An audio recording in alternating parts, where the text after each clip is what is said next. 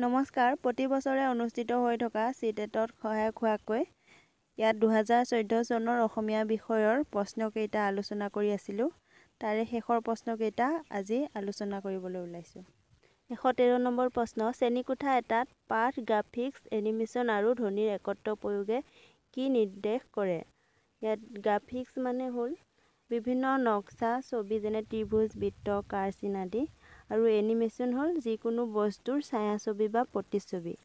আৰু ধ্বনিৰ একত্ৰ প্ৰয়োগ মানে যিবোৰ অডিঅ' লিংগুৱেল আহিলা হয় সেইবোৰ ব্যৱহাৰ কৰিলে সেই শ্ৰেণীটোক কি ব্যৱহাৰ কৰিছে বুলি কোৱা হ'ব। ইয়াৰ উত্তৰ আছে নীতিশিক্ষামূলক দৃষ্টান্ত, হিউৰিষ্টিক্স বা প্ৰয়াস প্ৰমাণ প্ৰণালী, অপশ্যন 3 পঠনমূলক দৃষ্টান্ত আৰু অপশ্যন 4 মাল্টিমেডিয়া।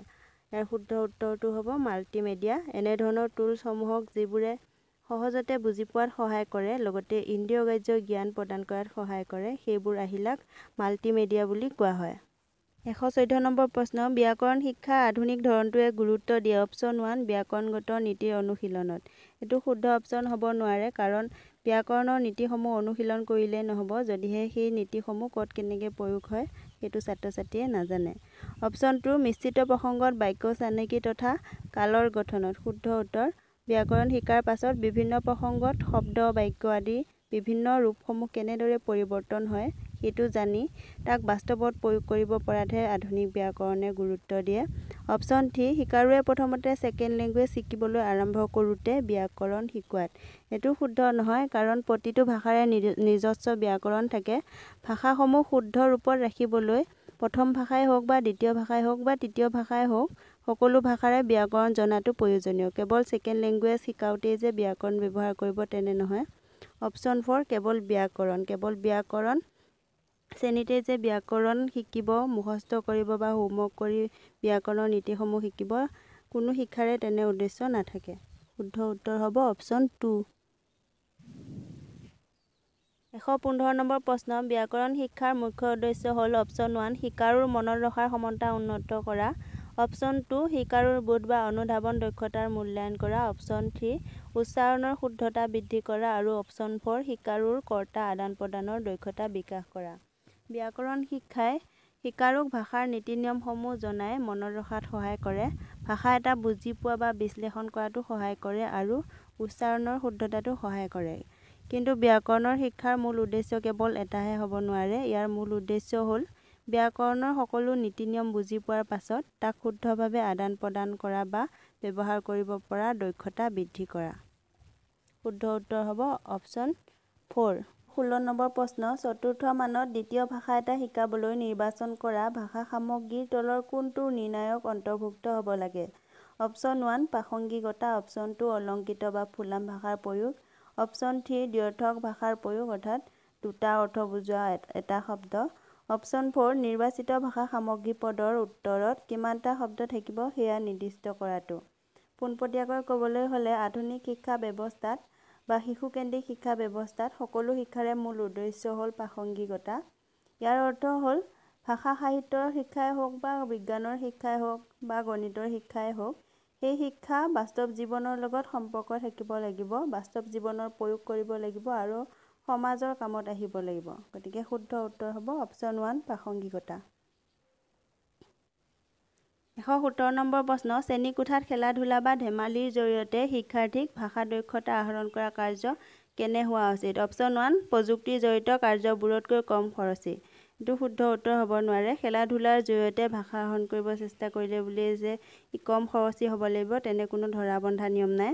অপশ্যন 2 মূল্যাংকন আৰু সাফল্য অৰ্জনৰ লগত সম্পৰ্কিত। এইটোৱে শুদ্ধ উত্তৰ হয়। কেনেধৰণে শিকাওঁতে ছাত্ৰ-ছাত্ৰীয়ে সবল হ'ব পাৰিছে শিক্ষকে সেই ক্ষেত্ৰতহে গুৰুত্ব দিব লাগে আৰু ছাত্ৰ-ছাত্ৰীৰ সবলতা দুৰ্বলতা সঠিকভাৱে মূল্যায়ন কৰাত গুৰুত্ব দিব লাগে যাতে সেইবোৰ অভাৰকাম কৰিব পাৰে। অপশ্যন 3 আছে পাঠ্যপুথি কমকৈ ব্যৱহাৰ কৰা। এনেও কোনো নিৰ্দিষ্ট নিয়ম নাই, যেতিয়াই প্ৰয়োজন হয় তেতিয়াই শিক্ষণ শিক্ষণত সহায়ক হোৱাকৈ শিক্ষাৰ্থী বা শিক্ষকে পাঠ্যপুথি ব্যৱহাৰ কৰিব পাৰে। অপশ্যন 4 আছে সাহিত্যিক পঠনত আধিক্য। খেলা-ধূলাৰ জৰিয়তে শিক্ষা প্ৰদান কৰা হৈছে বুলিয়েই যে তাত কেৱল কবিতা আবৃত্তি থাকিব, গীত গোৱা, নাচ গান কৰা থাকিব তেনে ধাৰণাও সম্পূৰ্ণ শুদ্ধ নহয়। গতিকে শুদ্ধ উত্তৰ হ'ল ইয়াত অপশ্যন 2। 118 নম্বৰ প্ৰশ্ন, ভাষা যোগাযোগৰ সূত্ৰত ভাষাৰ এক নিয়মমাফিক বা ৰেগুলেৰিটি উদ্দেশ্য থাকে, অৰ্থাৎ ভাষাৰ ব্যৱহাৰ হয় অপশ্যন 1 থলুৱা উচ্চাৰণ অনুকৰণ কৰাত, অপশ্যন 2 শিক্ষা আৰু আৱিষ্কাৰ কৰাত, অপশ্যন 3 আনৰ আচৰণ নিয়ন্ত্ৰণ কৰাত আৰু অপশ্যন 4 যোগাযোগ কৰাত। ইয়াৰ শুদ্ধ উত্তৰটো হ'ল অপশ্যন 3 আনৰ আচৰণ নিয়ন্ত্ৰণ কৰাত। ৰেগুলেৰিটি উদ্দেশ্যৰ মতে ভাষা এটা যোগাযোগৰ মাধ্যম হিচাপে ব্যৱহাৰ কৰি থকা সময়ত ভাষাটো কেৱল নিজৰ মনৰ ভাৱ প্ৰকাশ কৰাৰ মাধ্যম হিচাপে ব্যৱহাৰ কৰিলে নহ'ব। যাৰ লগত কথা পাতি থকা যায় তেওঁৰ পৰা ভাল আচৰণ পাব হ'লে প্ৰথমতে নিজে কথা কোৱাৰ ভংগীমা আনজন ব্যক্তিক প্ৰভাৱিত কৰিব পৰাকৈ প্ৰভাৱশালী হ'ব লাগিব, অৰ্থাৎ কওঁতাজনে যেনেধৰণে কৌশল ব্যৱহাৰ কৰিয়েই নকওক লাগিলে বা যি কথাই নকওক লাগিলে শুনোতাজনে তাক স্বাভাৱিকভাৱে গ্ৰহণ কৰিব পাৰিব লাগিব। 119 নম্বৰ প্ৰশ্ন, শিক্ষণ কাৰ্য সহজৰ পৰা জটিললৈ হয়। যদি কোনো কাৰণবশতঃ এগৰাকী শিক্ষাৰ্থীয়ে প্ৰাৰম্ভিকখিনি শিকা নাই, তেতিয়া শিক্ষাৰ্থীগৰাকী কি কৰিব লাগে? শিক্ষণৰ কিছুমান নীতি আছে, তাৰ ভিতৰত এটা হ'ল ই সহজৰ পৰা জটিললৈ হয়। উদাহৰণস্বৰূপে, এগৰাকী শিক্ষাৰ্থীয়ে প্ৰথমতে আখৰ চিনি পাব লাগিব, তেতিয়াহে সেই আখৰ ব্যৱহাৰ কৰি যুক্তাক্ষৰ কেনেদৰে গঠিত হয় তেওঁ জানিব। প্ৰশ্নটোৰ মতে ধৰা হ'ল শিক্ষাৰ্থীগৰাকীয়ে আখৰসমূহ স্পষ্ট নিশিকাকৈ যুক্তাক্ষৰ শিকিবলৈ আৰম্ভ কৰিলে। তেনে ক্ষেত্ৰত শিক্ষকে কি কৰিব? অপশ্যন 1 প্ৰত্যক্ষ ভাষণ তথা দৃশ্যমূলক নিৰ্দেশ দিব লাগে, অৰ্থাৎ শিক্ষকজনে মুখেৰে কৈ দিব লাগে কোনটো যুক্তাক্ষৰ কি আখৰ লগ হৈ গঠিত হৈছে আৰু দৃশ্যমূলক নিৰ্দেশ যেনে কিতাপ বা বৰ্ডত দেখাই দিব লাগে। অপশ্যন 2 উচ্চস্তৰীয় দৃশ্যমূলক নিৰ্দেশ দিব লাগে, কোনো ভাষণ দিব নালাগে, অৰ্থাৎ উচ্চস্তৰীয় দৃশ্যমূলক নিৰ্দেশ যেনে TLM কিছুমান ব্যৱহাৰ কৰিব লাগে, সেইবোৰ চাবলৈ দিব লাগে। আৰু অপশ্যন 3 প্ৰত্যক্ষ ভাষণ আৰু কৌশলপূৰ্ণ নিৰ্দেশ দিব লাগে, অৰ্থাৎ মুখেৰে কেৱল কৈ দিব লাগে আৰু কৌশলপূৰ্ণ নিৰ্দেশ দিব লাগে। কৌশলপূৰ্ণ নিৰ্দেশ যেনে শিক্ষকজনে শিক্ষাৰ্থীগৰাকীক বুজাই দিব লাগে যে আখৰবোৰ যুক্ত হ'লে কিছুমান তাৰ হুবহু বহে আৰু কিছুমান বেলেগ হৈ বহে আৰু প্ৰথম আখৰটো ওপৰত বহে, তেনেধৰণৰ কিছুমান কৌশল প্ৰদান কৰিব লাগে।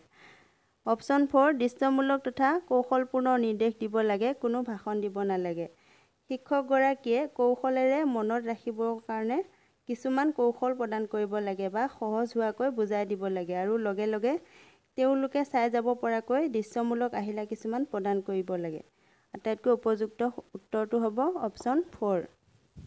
120 নম্বৰ প্ৰশ্ন, ভাষিক বৈচিত্ৰ্য বা ভিন্নতা থকা শ্ৰেণীকোঠা এটাত সুষম শিক্ষণৰ পৰিৱেশ এটা নিশ্চিত কৰিবলৈ তলৰ কোনটো প্ৰক্ৰিয়া ব্যৱহাৰ কৰা উচিত? অৰ্থাৎ বিভিন্ন ভাষা ব্যৱহাৰ কৰা ছাত্ৰ-ছাত্ৰী থকা শ্ৰেণীকোঠা এটাত লক্ষ্য ভাষা এটা শিকাওঁতে সকলোৱে সমানে বুজি পোৱা পৰিৱেশ এটা সৃষ্টি কৰিবলৈ শিক্ষকে কি কৰিব লাগিব? অপশ্যন 1 লক্ষ্য ভাষাটো নিয়মানুৱৰ্তী ব্যৱহাৰ, এইটো শুদ্ধ নহয়। যদিহে ভাষাটো নিয়ম অনুসৰিহে ব্যৱহাৰ কৰে, ভাষাটো নিয়মৰ মাজতে আবদ্ধ হৈ থাকিব। অপশ্যন 3 কৈ লৈছোঁ প্ৰথমতে, লক্ষ্য ভাষা ব্যৱহাৰ নকৰিলে সুযোগ নিদিয়া, এইটো শুদ্ধ নহয়। কিছুমান ছাত্ৰ-ছাত্ৰীয়ে ভাষাটোৰ ক্ষেত্ৰত দুৰ্বল হ'লেও ব্যৱহাৰ নকৰাকৈ থাকিব পাৰে, তেনে ক্ষেত্ৰত যদি তেওঁলোকক পুনৰ সুবিধা দিয়া নহয়, তেওঁলোকে আগতকৈ বেছিহে পিছ পৰি ৰ'ব। অপশ্যন 4 সঘনাই মাতৃভাষা ব্যৱহাৰ কৰিবলৈ অনুমতি দিয়া, এই অপশ্যনটো শুদ্ধ নহয়।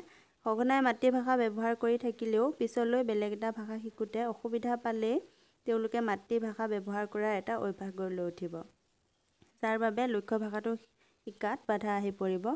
বাকী থাকিল অপশ্যন 2 শুদ্ধ উত্তৰ, গঠনমূলক বাৰ্তা বিনিময় কৰা আৰু শিক্ষণ আৰু যোগাযোগ উন্নত কৰাকৈ বিভিন্ন কাৰ্য কৰা।